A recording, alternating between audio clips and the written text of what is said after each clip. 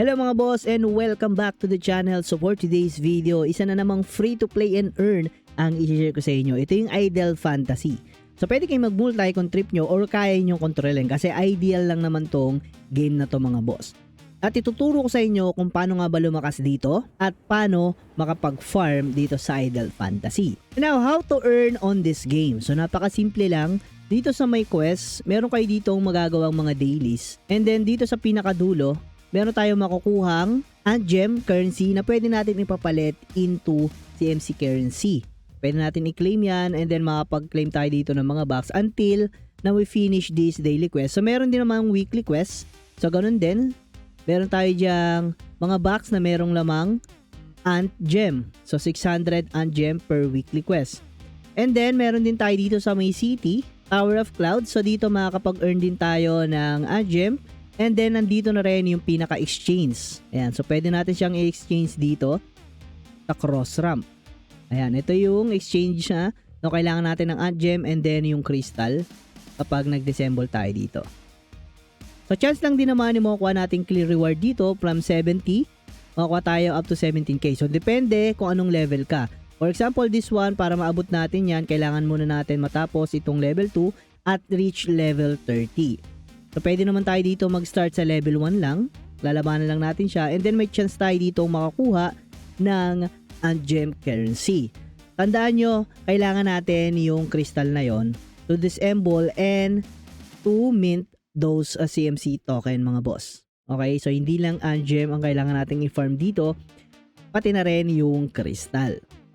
Yan. So, napakabilis lang ng gameplay. So, hindi pa natin na-activate kasi newly created account lang yung ginagawa natin. So, para mapabilis natin yan, need natin ng VIP 2 or kailangan natin ng level 220 stage. So, yan. Dito nakakuha tayo ng 120 and then dito naman 240. So, magkaiba. So, it's randomized, guys. Ayan. So, balik tayo. So, ganun lang mag-earn dito sa ating Idle Fantasy. Okay, mga boss. So, quick tips lang on how to be strong in this game. So, punta kayo sa hero. So, bawat hero is merong mga element yan. So, meron tayong water, fire, and then earth. Meron tayong dark and light. So, I recommend using one element per hero. So, bakit? Kasi kapag nag-upgrade kayo ng hero, for example, you upgrade this hero, you need a lot of this. Ayan, makikita nyo.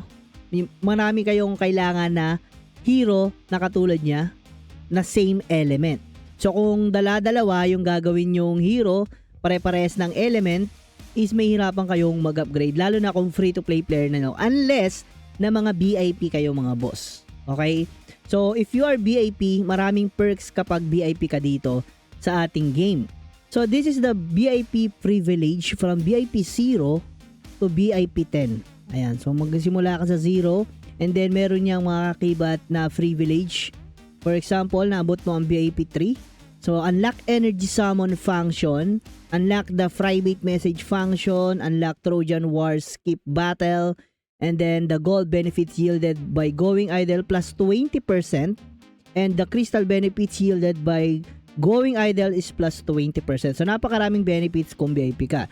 So, kagaya ng sabi ko, if you are a free-to-play, focus on one hero per element. So, magpo-focus ka dito kung water lang ang trip mo, and then mag-focus ka sa fire, this character, and then meron kang earth. So, maghahanap ka lang talaga ng dark and light. So, yun lang kasi yung kulang mo dito. Yun yung mahirap makuha, yung light and dark na yon. Pero, sa katagalan ng paglalaro mo dito, is makakuha ka rin naman nun for free sa pamamagitan ng pagsummon. So, mamaya tatry natin mag-summon ng mga elements. Napaka-basic lang naman laruin, no? So, every minute is kunin mo lang to. So, idle benefits. So, ito yung pinaka-importante talaga. And then, quick battle. So, gawin mo rin to. Bayaran mo ng dayas. And then, mag-summon ka. So, it's a base luck naman pagdating sa summon. Ayan, dito yung sa summon. So, meron tayong free summon ngayon. And then, check natin kung makakuha tayo ng rare. So, ayan, nakakuha tayo dito ng lights. And then, dito naman is dark. So, magandang pangitain yan kasi meron tayong light and dark pero magkahiwalay. And then this one is water and this one is earth. So, maganda sana light and dark. So, try pa natin mag-summon kung makakuha pa tayo ulit ng legend.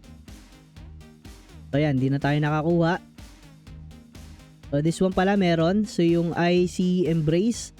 So epic siya, water, and then another tank with a dark. So sana makuha tayo ng mga duplicate niyan. So pwede natin silang gamitin at mag-focus lang sa iisang hero. So yun yung tips ko sa inyo, no? So per elements is 1 hero para mas mapabilis yung pagpapalevel nyo and upgrade your hero. So again, this is Polsky. Maraming salamat. Bye-bye.